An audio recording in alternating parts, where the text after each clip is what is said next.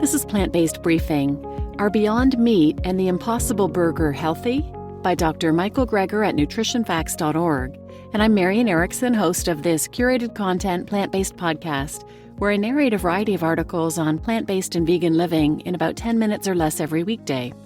And today's article is by Dr. Michael Greger. He's a physician, a New York Times bestselling author, internationally recognized speaker on nutrition, food safety, and public health issues, and he's the founder of NutritionFacts.org, which is a non-commercial, science-based public service, providing free updates on the latest in nutrition research via bite-sized videos and blogs.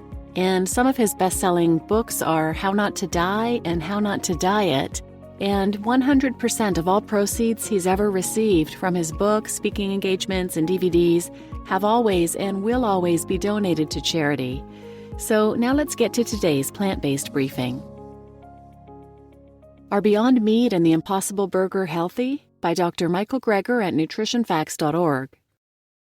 Global meat production has skyrocketed over the last half-century, with pork and poultry meat now exceeding 100 megatons a year, 100 million tons, and this growing demand is unsustainable. The reduction of animal products is arguably one of the most impactful ways in which individual consumers can alter their diets to positively impact individual and societal well-being. And there's definitely growing interest in plant-based diets and meat reduction. But even just something like Meatless Mondays requires dietary change, and sadly, neither sustainability or health approaches are likely to work with those who love their meat. But swapping in plant-based meat substitutes may help kind of disrupt the negativity around reducing meat. But for hardcore meat eaters, it's gotta taste like it and look like it. It's interesting, the more people consume meat substitutes, the less likely they are to care that it has a similar taste, texture, appearance, or smell of meat. But to appeal to those who really need them, the meatier the better.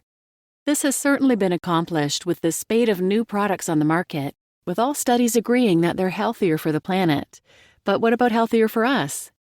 Comparing labels of the burgers and looking at 4 of the worst components of the food supply, trans fats, saturated fat, sodium, and cholesterol, the plant-based burgers win hands down when it comes to trans fat and cholesterol.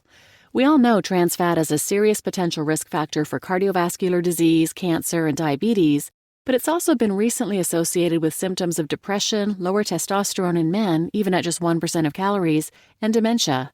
Higher levels of trans fat in the blood is associated with up to a 50% higher risk of developing dementia, including Alzheimer's. Now that partially hydrogenated oils have been phased out of the food supply, the only major source of trans fats left will be from animal products. What's the tolerable upper daily intake level for trans fat?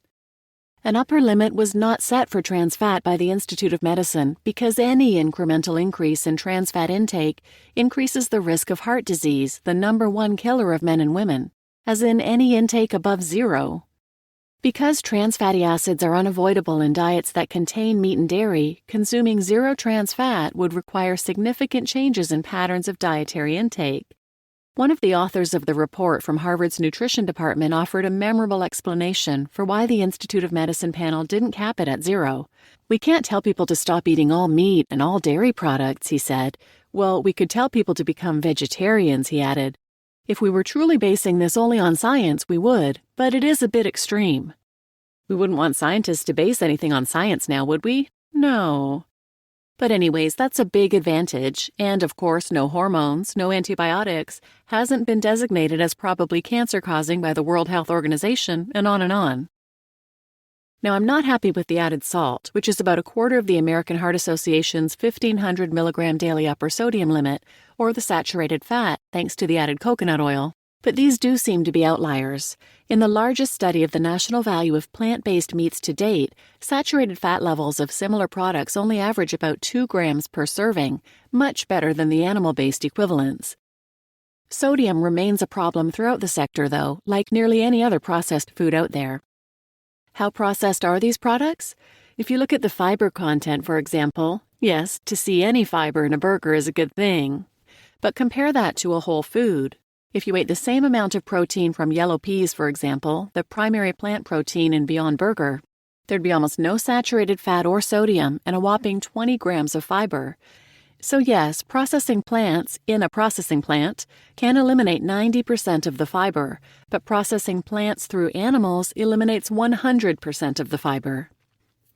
So, of course, as the chair of Harvard's nutrition department put it, quote, nutrition policies and dietary guidelines should continue to emphasize a diet rich in whole plant foods such as nuts, seeds, and legumes or pulses, which are rich in protein and many other nutrients but require little industrial processing, unquote.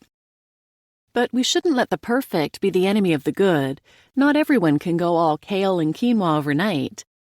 The choice on the Burger King menu isn't between a meat burger and soybeans, but between a meat burger and an Impossible Burger. And in that case, it's a no-brainer. You just listened to Are Beyond Meat and the Impossible Burger Healthy? By Dr. Michael Greger at NutritionFacts.org. And I'm Marian Erickson, and this is Plant-Based Briefing.